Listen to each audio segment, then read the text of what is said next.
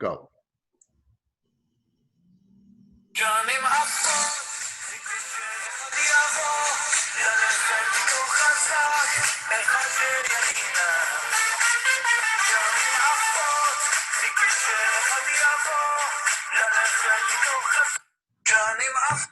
Welcome everyone to Afternoons with Steve. That was Raheel, the great Israeli singer. We introduce a new song every program. And today we have a wonderful guest who will be known to many of you, Raheel Raza. Welcome to the program, Raheel. I'm so honored to have you with us for the next hour. Thank you, Stephen. I'm delighted to be with you. Raheel is a human rights activist, and she's an interfaith discussion leader. I can recite a series of accomplishments, but I've tried to compress it. And she's also the author of a book, Their Jihad, Not My Jihad, a Muslim Canadian woman speaks out. And so I guess my first question, Raheel, would be, what exactly are you speaking out about? Oh, I'm speaking out about many things. I'm speaking out about women's rights, about human rights issues, about anti-Semitism, very much so recently.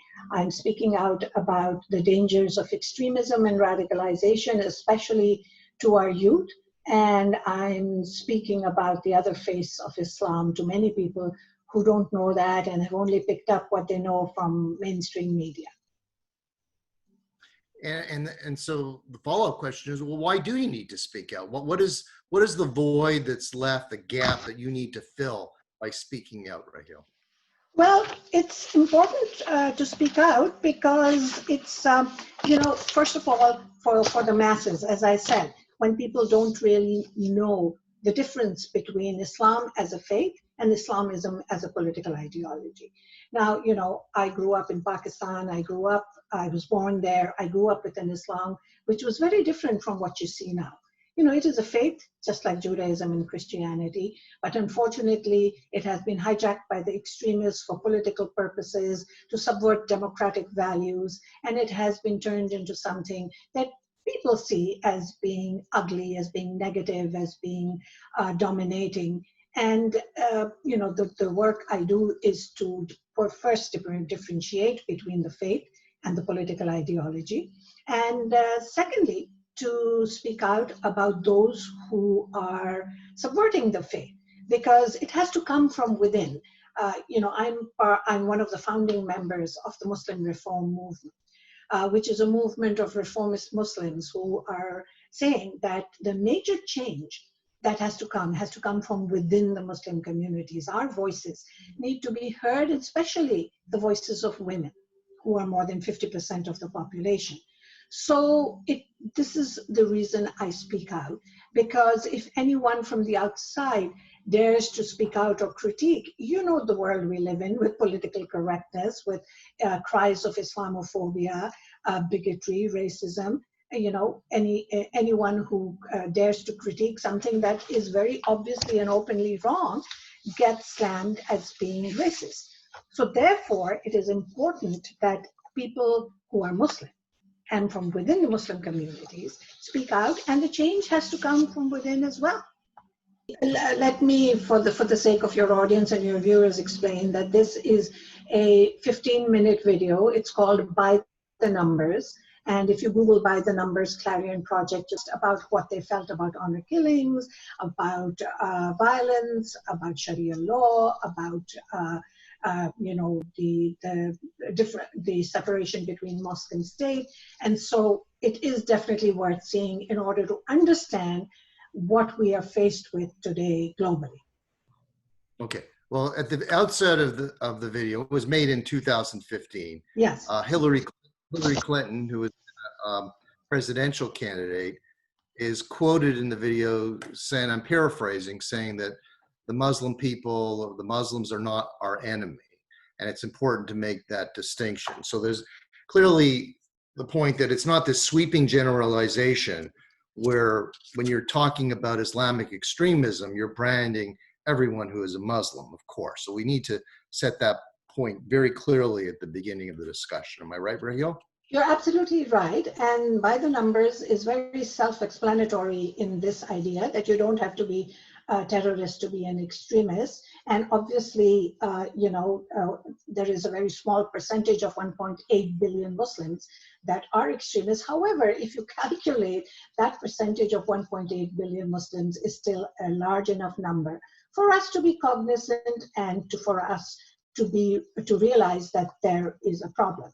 Now, there is ongoing damage that has been done to Muslim youth in the past half a century in terms of being taught radicalization and extremism. And some of that is nearly irreversible because there is an entire generation of young people who have been brought up on this mindset, on this ideology.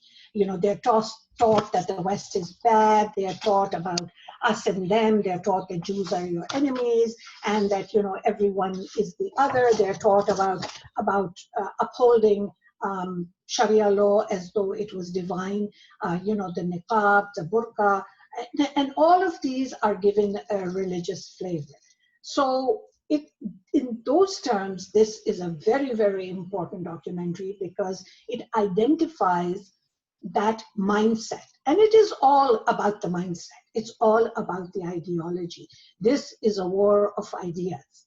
And so when you understand the ideology, you know the kind of problem that we are faced But we're talking about violent, radical, with. extremist Islamism. Yes. That's the problem. The And it's problem very is, interesting. yes. Go ahead. Yeah, it's very interesting that when you describe it in this video made in 2015, you had no idea about the pandemic, of course, or COVID-19, but you described it as a virus. And I'm interested why you use that term to describe the particular problem of radical Islamism. Because if you look around today at the COVID-19 pandemic, you understand, everyone understands that a virus, any virus, has to be identified, it has to be exposed, it has to be isolated, and then it has to be cured. Now, like COVID-19, the virus of radical extremist Islamism, which is political Islam, has spread globally, and unfortunately, so far, a cure has not been found. But we can maintain social distancing and wash our hands off the perpetrators of this criminality. Excuse the pun, but I do see it very much like a virus because unless we are talking about it, unless we're diagnosing it, unless we're willing to find a cure, it will continue to grow. Let's carry the analogy a bit further then. And we don't have this problem in Canada, perhaps, but in America, they're suffering from a sense of tribalism, where there's a segment, and a significant segment of American society that's very dubious about the virus, very doubtful about using masks, but doubtful about the importance of social distancing. So carrying the analogy of the COVID virus, we find that problem that exists with radical Islam extremism, that there is a dubious segment of society that challenges you. Absolutely. This is so close in terms of understanding the challenges that we as reformist Muslims are faced with. There is a large segment of society, both Muslim and non-Muslim, who are not willing to accept that the problem exists. Just like they're not willing to wear face masks and socially distance themselves, they think that this is just fear-mongering. They're not willing to acknowledge that there is a problem with radical extremism.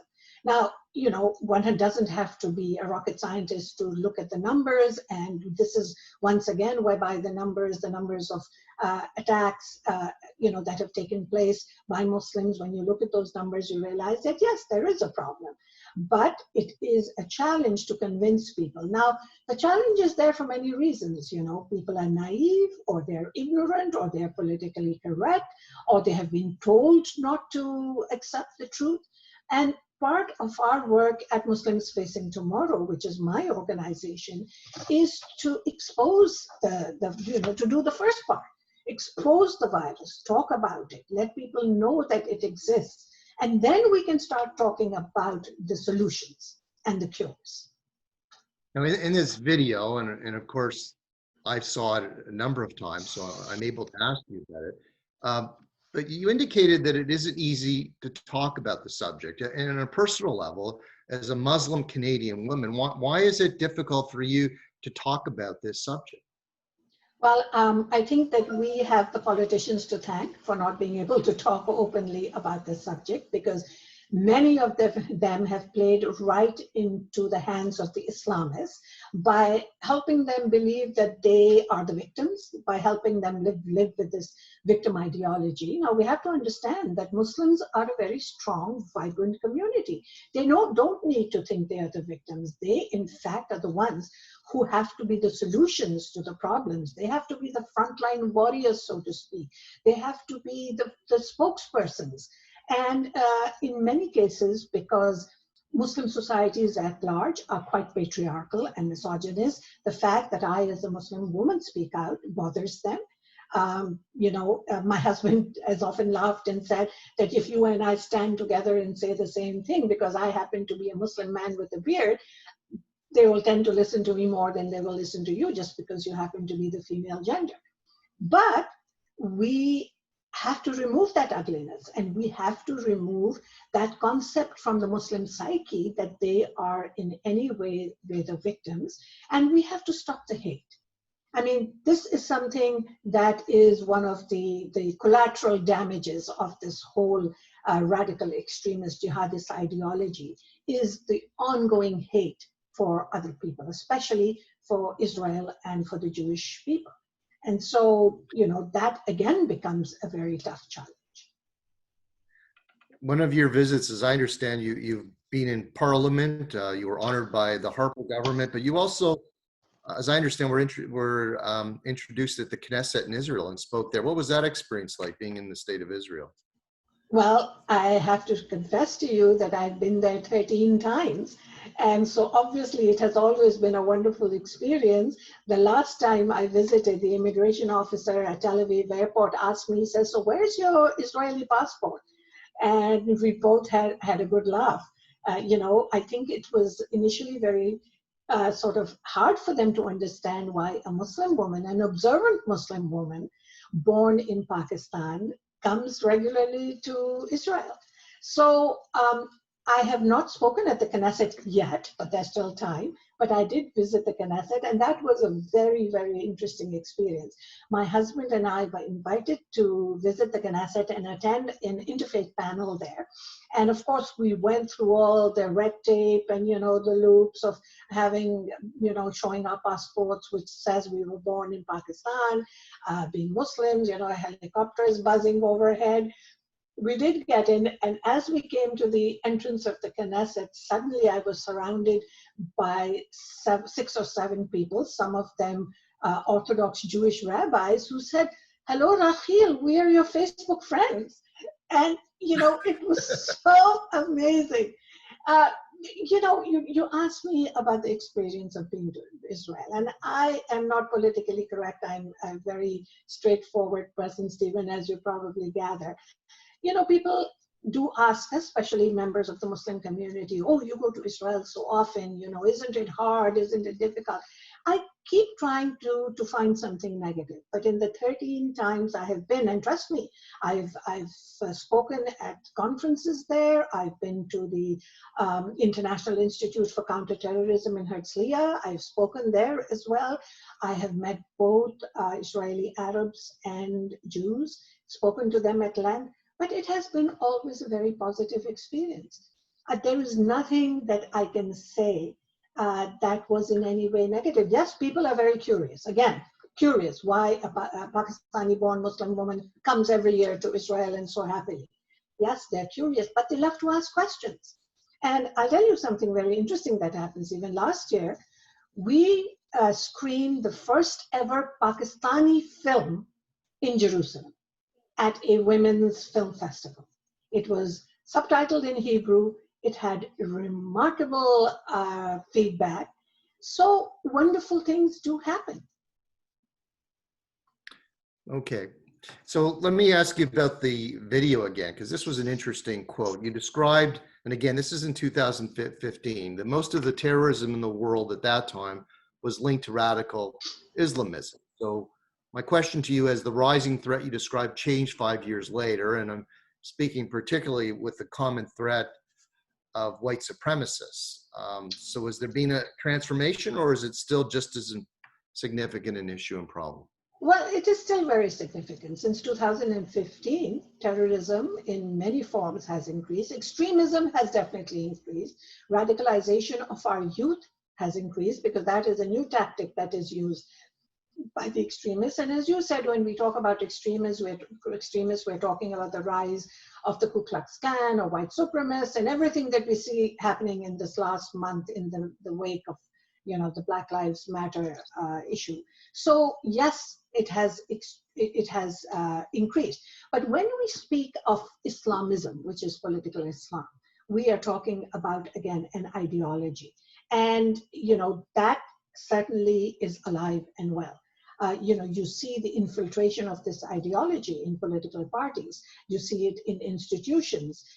And what we are seeing is that while there may not be that many covert terrorist attacks by Islamists, which are, happening in real time, the ideology hasn't stopped. Because to understand this properly, once again, you have to know the mandate of the Muslim Brotherhood, which is one of the Islamist organizations that has tentacles all over the world. Now, don't take my word for it, but according to their own manifesto, they don't depend so much on overt terrorism, but they say that the West is evil, their values are evil. You have to infiltrate and weaken them from inside. Now, if you look around us, we see that happening at many different levels. That word infiltration is extremely important to remember and understand, and also to be able to connect the dots.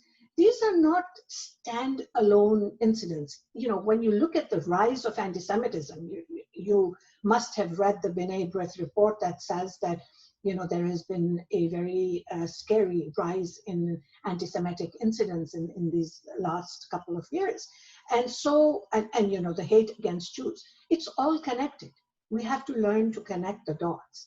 And, with the rise of radical extremism, anti-Semitism also grows. And this is why my organization, Muslims Facing Tomorrow, has now, is launching very soon the Council of Muslims Against Anti-Semitism, because we feel it's very important to have outside voices outside the Jewish community that are going to speak about the rise of anti-Semitism.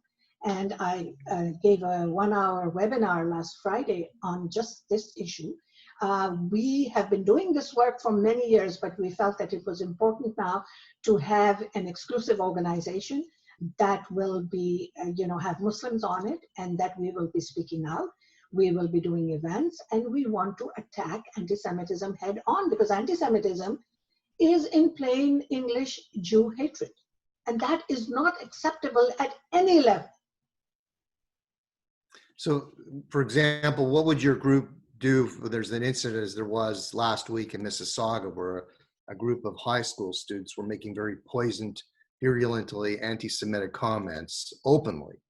Yes. What would you see the value and role of your organization in a situation like that? Well, I've already done a video about this. I've written about it, and our role of our organization would be to produce press releases, to have press conferences, to let all Canadians know that we don't allow hate in Canada. Now, what they were saying is that Jews are our dogs, and that is something that is not, it's so awful. It's so offensive. So here's how I place this in the perspective. Our Prime Minister, the Honorable Justin Trudeau, says that there is systemic racism in Canada. But when something like this happens, when there is a group of people who are calling another community dogs openly and in public, there needs to be better action by our government against this, to say that we do not allow this kind of talk. We do not allow hate.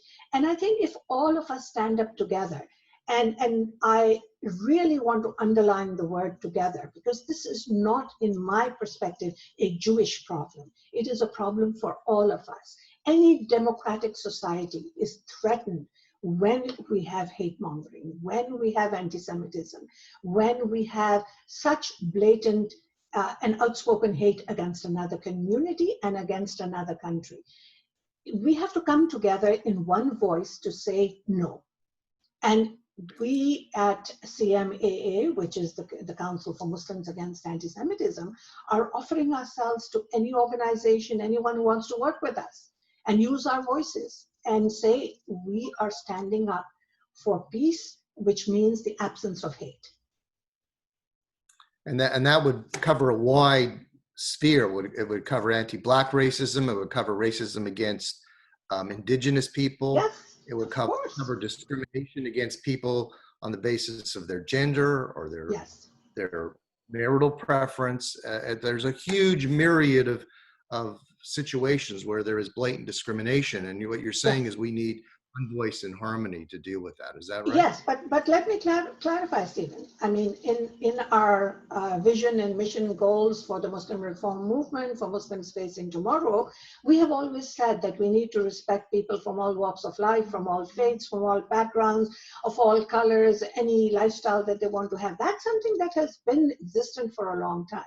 But this organization group, CMAA, is going to specifically tackle anti-Semitism because there are not enough people who are speaking out against this. I don't want to lump this with everything else because that is all extremely important. Racism by its core is ugly and should never be accepted against anyone or any community. But anti-Semitism is specific. Anti-Semitism is something that is giving rise to young Jewish students being afraid of going to university because of the BDS movement, because of Israel Apartheid Week. And if people are going to start speaking out, then at least there should be some fair comparison. I'll tell you why I'm so dedicated to this idea. I am accredited with the United Nations Human Rights Council. And for 5 years in a row, I used to go thrice a year to attend United Nations human rights sessions in Geneva. And my first experience of understanding anti-Semitism was when I saw the group which is known as the OIC, which is the Organization of Islamic Conference, which is 55 or 56 Arab Muslim countries, come together and blame Israel for everything. I mean, the anti-Israel flavor at the United Nations Human Rights Council woke me up to this idea that this is something that is institutional. It is happening at an institutional level, and there are not many voices speaking out against it. So if I say that I am a human rights activist, then for me it becomes extremely important to speak out against all this racism, including anti-Semitism. Well, Raheel, you're an extraordinary person, and I know that anyone who's watching this would agree with that. And so the natural question is, because you're so extraordinary, how well received is this in your community? Is it just a sole effort? Is it just a few?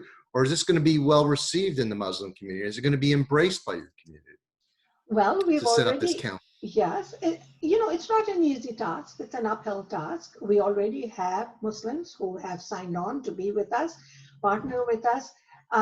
Ordinary Muslims who are progressive, democracy-loving, freedom-loving, human rights-loving, sensible, I would say, who are not just following the mass mentality. When they think about it, they understand that, yes, debate and discussion, critique and any kind of rally is all very healthy in a small L liberal democracy, and we respect our freedoms. But hate is definitely not acceptable. So we have to present the case to them. And we hope that, like us, there will be many Muslims who will come on board. And we're going to grow this. I mean, I'm an eternal optimist. I talk to people. I never stop talking. In fact, my poor husband suffers from that. But, we will talk to people and show them both sides of the coin. And that's where it's important, is for them to understand that, any kind of discussion, debate, critique done with accepting that Israel has a right to exist as a country is all very valid. But if you don't accept the identity of the other person, how are you going to sit around a table and have a conversation with them? So I want to go back to the video again, because there's a very important component, I think, for everyone to understand. and that is you describe three spheres of radicalization for radical Islamic extremists. And I think it's very important to understand the distinction of each of those spheres. Could you just spend a couple of minutes to just describe that for us, please? Yes, so there are, in the middle of the circle is the most dangerous, which is the violent jihadists who are willing to give their life for what they believe is the ideology. And this is what we see is, the overt terrorism. Then there is the second sphere, which is the second circle outside that, which are those Islamists who are using political purposes to further their cause, to further their hegemony. And you see this, in the Middle Eastern countries where they use the votes, where you have leaders who are promoting this idea of us and them and of hate. And in fact, it's very unfortunate when you speak to younger people in many of these Middle Eastern countries, they are really disappointed with their leadership because the leadership is the one who is heading towards Islamism. And in the outer sphere are those Can who I are... just stop you there? Sorry, Raheel, I just want to ask you, it's an important question. Before you go to the third sphere, does the Muslim Brotherhood fall into that second category? Yes, absolutely. And I'm going to identify that in just a second. So, the outer sphere, of course, is those who are ideologically radicalized. Again, by that I mean that they are not violent terrorists, they're not extremists, they're not picking up a knife and killing everyone, but their mindset and their thinking is corrupted towards this ideology. So it's very easy to turn them into a jihadist. Now, today, if we look at the Muslim world at large, we're talking about 1.8 billion Muslims. There are three major influences in the Muslim world. The first one is that of Khomeiniism, which is from Iran primarily. And then the second one is Salafi Wahhabi Islam, which comes from Saudi Arabia primarily, which is an idea that Islam is only one. There's only one way to practice it. It is their way. And if you happen to be outside that sphere, including Muslims, if you happen to think that there is pluralism within Islam, which there is, then you are going to hell. And the third one, which is the most dangerous, is the Muslim Brotherhood. The Muslim Brotherhood is the most dangerous because they don't propagate violent extremist terrorism. They don't propagate overt terrorism. Their mandate, again, is very subtle. It is to stay under the radar, to infiltrate and weaken from inside, to weaken from within. And they believe that the West, which they look upon as being very evil, will disintegrate by itself through this infiltration. Now, if you look at the larger Muslim countries of the world, Turkey, Iran, Qatar, and Malaysia, they all align with the Muslim Brotherhood.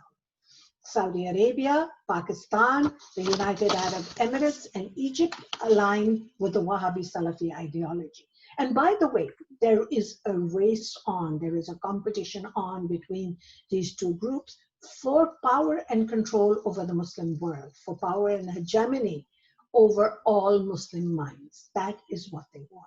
And the collateral damage is what you see happening in countries like Pakistan. This is a clash of ideologies.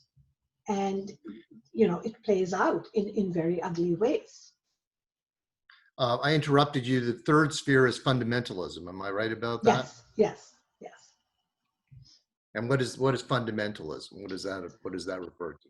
Well, fundamentalism is to have very hardcore fundamentalistic views where, again, that again is the example of the Salafi Wahhabi ideology where there is no give or take, there is no understanding that anyone else can also be part of that same faith group, that, it's dogma.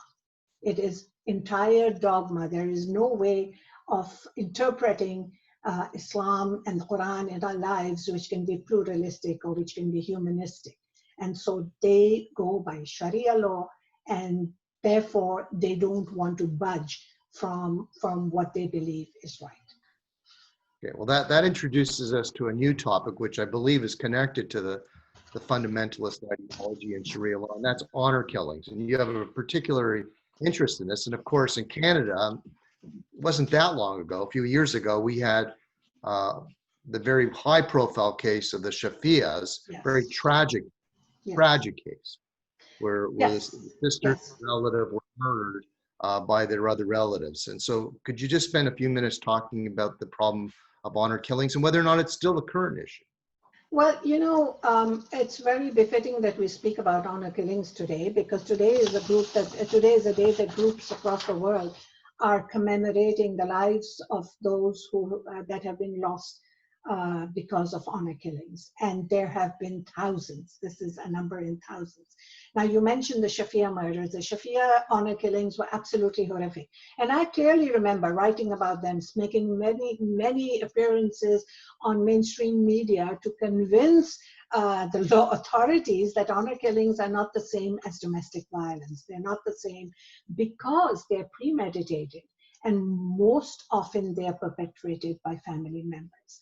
And so, that's something that will remain with me for the rest of my life. 4 young women in the prime of their life murdered by this family, who actually said that they did it because for the sake of honor. Like, they have the perpetrators in the case of honor killings have convinced themselves that this is what God wants them to do. They have no qualms about accepting that they're doing this. And this is where it becomes so frightening. Now, the UN estimates that nearly 5,000 women and girls are murdered each year in honor killings.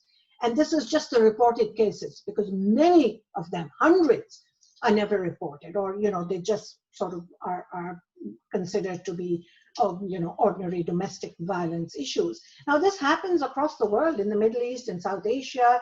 They also can happen in countries as varied as Brazil, Canada here, Iran, Israel, Italy, Jordan, Egypt, Sweden, Syria, Uganda. The United Kingdom had a very high number of honor killings. Now, I was part of a documentary called Honor Diaries, which was also made by the Clarion Project, by the way, which was an award-winning, brilliant documentary about honor-based violence. And based on that, plus the work that has been done by the women's rights activists in the United Kingdom, they actually managed to put in laws where the perpetrators were going to be criminalized. But the problem is that there are countries in which the law does not reach the perpetrators. For example, in Jordan, the law says that if a man murders a family member for the sake of honor, he won't be prosecuted.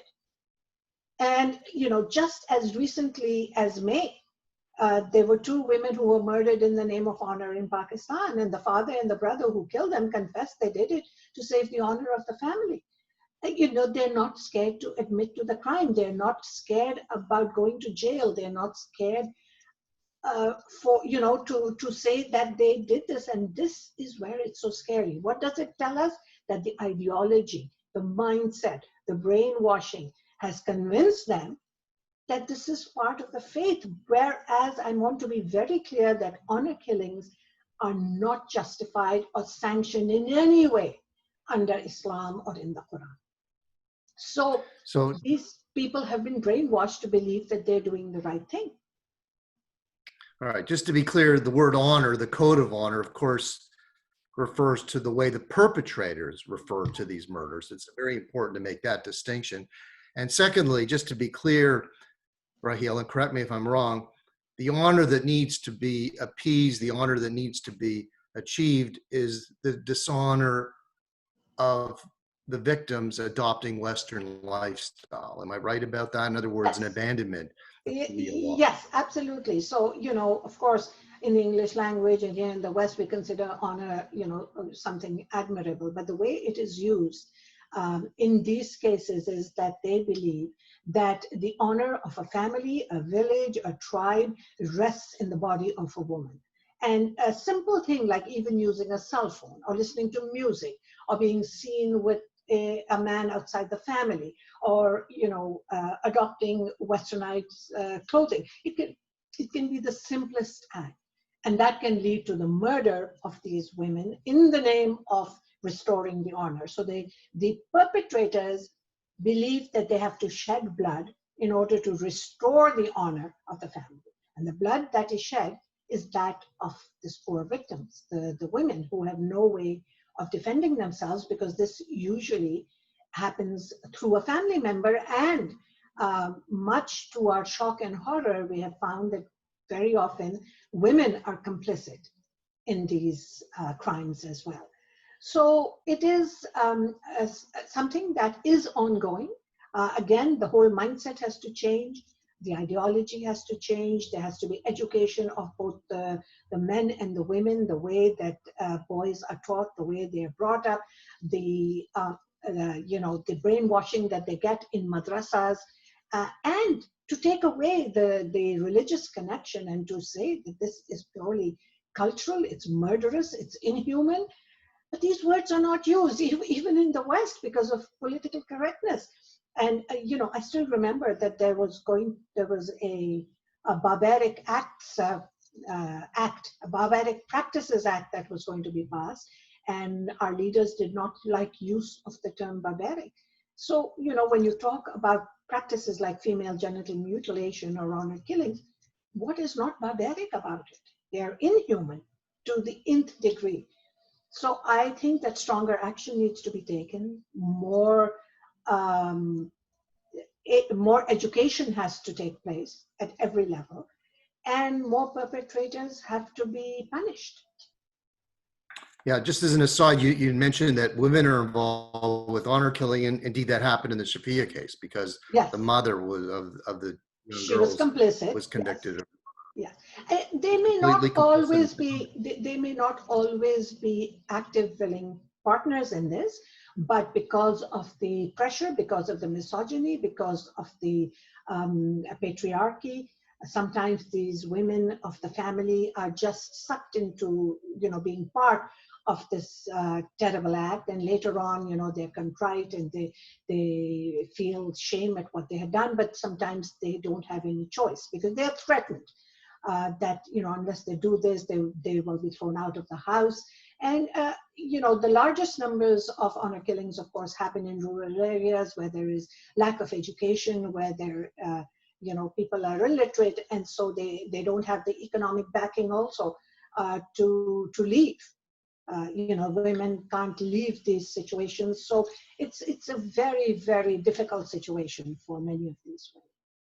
Raheel, you mentioned at the outset when we discussed the honor killing that one of the obstacles that you have to deal with is the fact that it's viewed as conventional domestic violence and in an extreme form, and it isn't.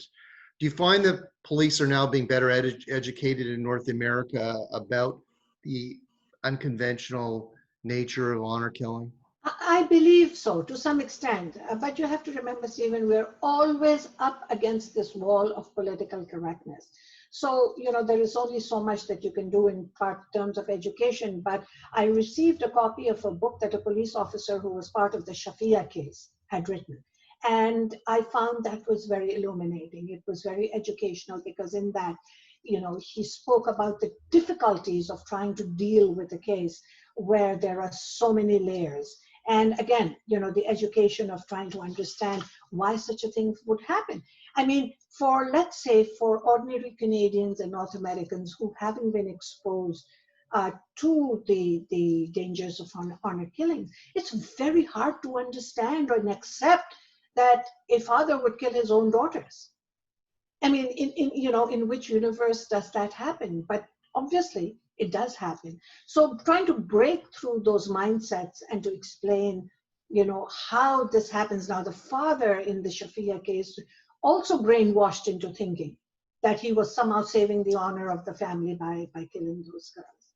So, it's a layer upon layer upon layer. And yes, education is very important. I believe there is much more awareness today than there was, say, 10 years ago. And hopefully with the work of the activists who are upfront in this, including trying to change the law in Jordan, which is the women front and center, I believe the change will come.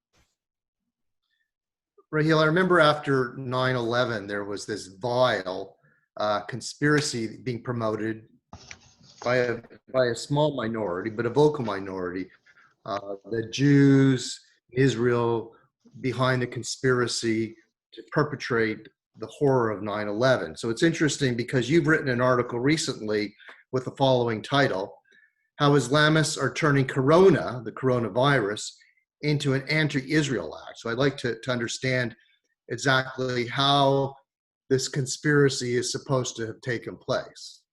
Please Well, explain.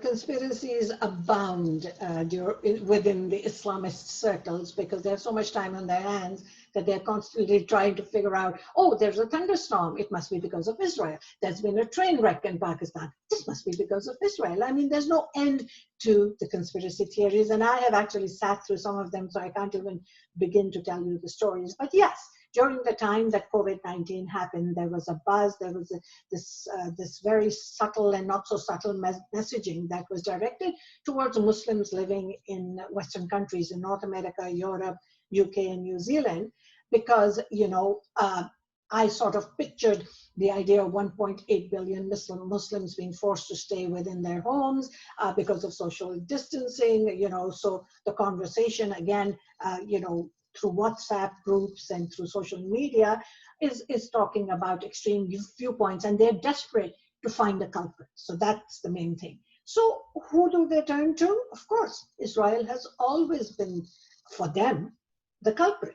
So, in Pakistan, what they did was, which was very unsettling and of great concern to me, that they actually got some prominent voices speaking out, saying things like, that Israel has started to make the vaccine and they'll only give the patent to those countries that recognize that. Then they said that Israel will be the first to gain from the coronavirus because they want to become a world power.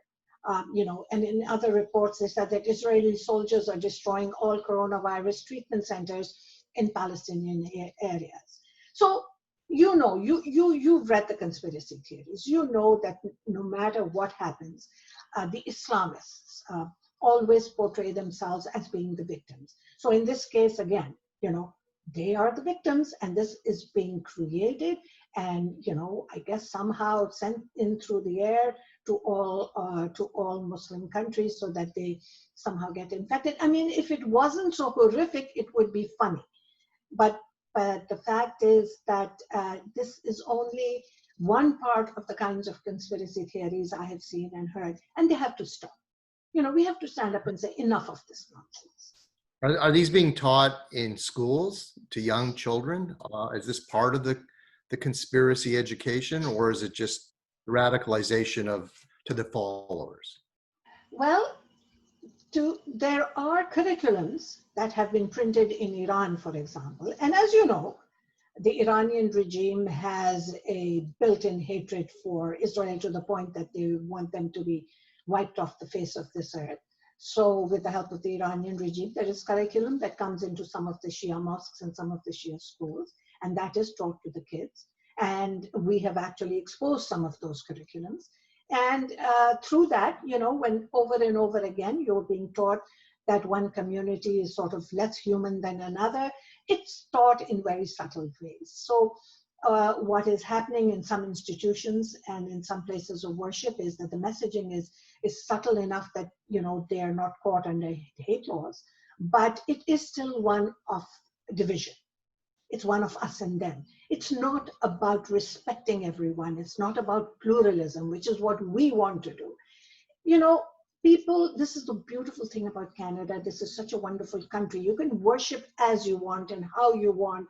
The diversity is absolutely amazing. But to impose an ideology on young children is never acceptable. And yes, young children are brainwashed. They are radicalized. They are taught hate. And this is how they grow up to be the kind of people that they are. I want to now turn to the future in the last part of our interview. I'm going to ask if you're optimistic about the future, but I look at the country of Turkey as an example, which might cause you to pause to be optimistic. Look what just happened last week about the announcement that a major monument will be converted into a mosque. So what is your insider's view as this Muslim Canadian activist immersed in this world with such a deep understanding of the threat? What do you, Raheel Raza, see about the future ahead of us in the immediate future and long-term future?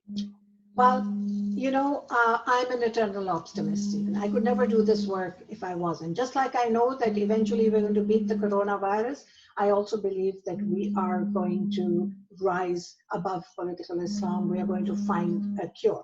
But I also know that we can't do this alone. So it's, I say this time and again that we have to do this together. It doesn't matter whether you're Christian, Jewish, Hindu, believer, non-believer. We must band together like the world did for COVID, and treat it as a virus and find a cure for it. I want to comment very quickly. I know your time is finishing, about Turkey. We have time. No, we have time. Yeah. Please go ahead. So, I've traveled to Turkey many times.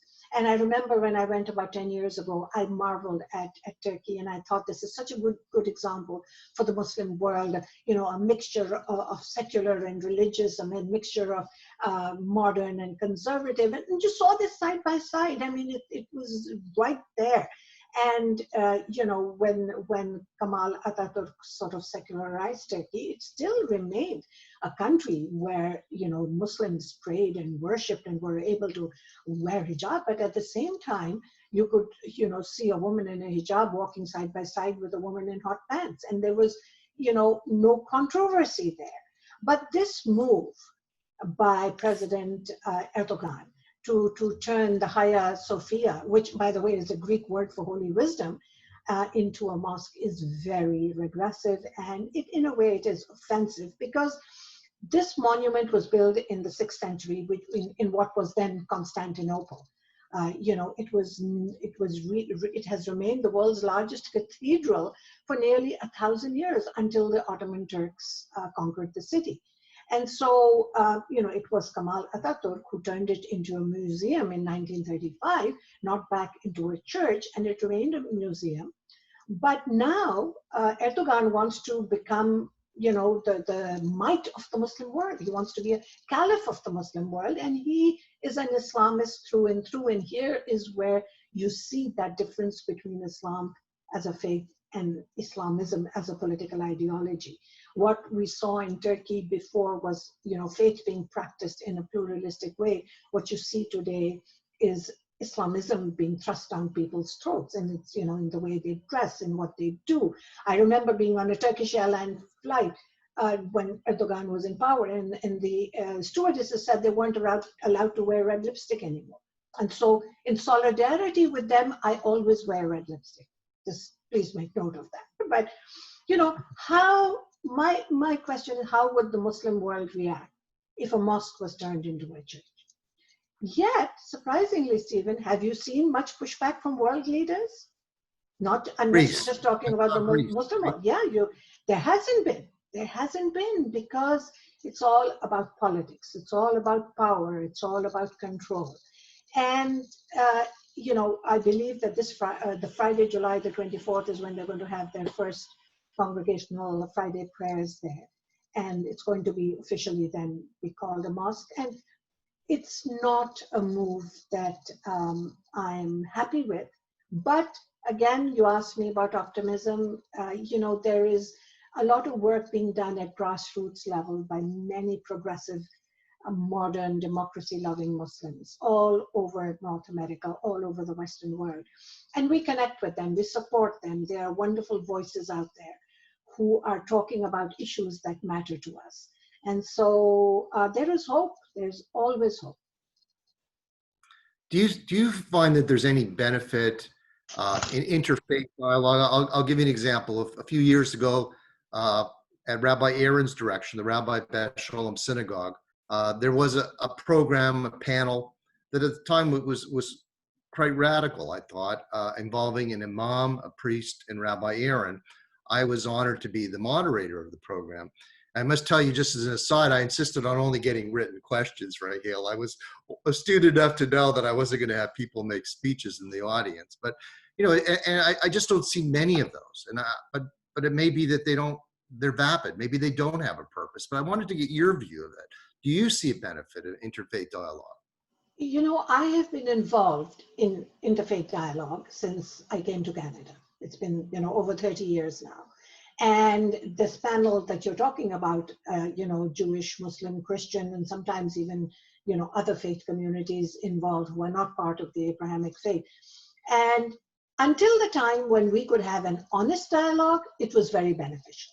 And by honest dialogue, I mean putting all the issues on the table, not just, about my samosas and your latkes and their pierogies, or, it has to be more than that. I'm talking about the difficult issues, talking about the tough issues. But I don't see that happening much more. Although there are many interfaith groups, I am not that actively involved in them, because if you can't have an honest dialogue, then there's no point in wasting our breath patting each other on the back and telling them that, how wonderful, you are and how wonderful my faith is. That's not what it's about. Interfaith dialogue should be at a very, very organic level, to be able to ask difficult questions, to be able to answer difficult questions. And anytime that is happening, we're there. And by the way, on our board, we have many diverse people. We are always in dialogue with not only the different sects within Islam, but people from the outside. And, if it wasn't for my dialogue with people of other faith, I wouldn't learn. It's a constant learning journey. It's about this constant interaction, respectful dialogue, yes, but honest. So show me where there is honest dialogue being held, and I'll be there. Raheel, give me one example of a difficult, challenging question that you think needs to be asked in an interfaith discussion. Well, the difficult, challenging question is exactly the discussion which we are having now. How many interfaith dialogues have you been to, or have I attended? None that I can say, where they've put radicalization and extremism on the table, when they've talked about anti-Semitism, the rise in anti-Semitism. Why is there Jewish hatred? Why is this happening? Women's issues, they're a no-no. They are never brought to the table, unless, of course, it's a women's only group. But the women's issues are not just the women's problem. They have to be addressed to everyone in society, men and women together. And so these are the difficult questions, the ones that I'm dealing with, the ones that I'm tackling, and for which, I get a backlash. I get hate mail and death threats and a fatwa and lawsuits. And so obviously not everybody feels comfortable speaking out, but at least support those groups that are. And, the challenges that we face can only be dealt with if we come together as human beings, keeping aside our particulars of our faith. Yes, we all have different faiths, and that's what, makes us who we are. But with respect, mutual respect, we should be able to talk about not only our differences, but our strengths. We need to celebrate our differences. That's a very inspiring message. And before I thank you, Raheel, could you just indulge me? I just want to announce next week's program for everyone. Yes. We have the author of this book, By Chance Alone, Max Eisen. And it's a remarkable true story of courage and survival at Auschwitz. Max Eisen is a Holocaust survivor. It's a memorial, a memoir of his experiences at the Holocaust and more current experiences as well, how he came to write this book. It's an award-winning book, won an award by the CBC. It'll be a fascinating discussion. I encourage everyone to tune in next week, up to the standard of our wonderful speaker today. There's my segue to you, Raheel. Really, just truly amazing, and the work you do. And I said to you earlier, I think you should get the Order of Canada, and I genuinely mean that. And I'll be happy to nominate you if that's what's needed. But boy, really, if you don't get it, who does? So I wanted to thank you very much. I know I thank you on behalf of everyone. Thank you for giving us your time and your incredible insight into this very challenging issue. Thank you all. Thank you so much, Stephen. Have a wonderful day. Thank you. Thank you. And thank you to everyone. Afternoons with Steve, and have a wonderful week. And we'll see you next Tuesday. Take care, everyone. Bye. Thank you.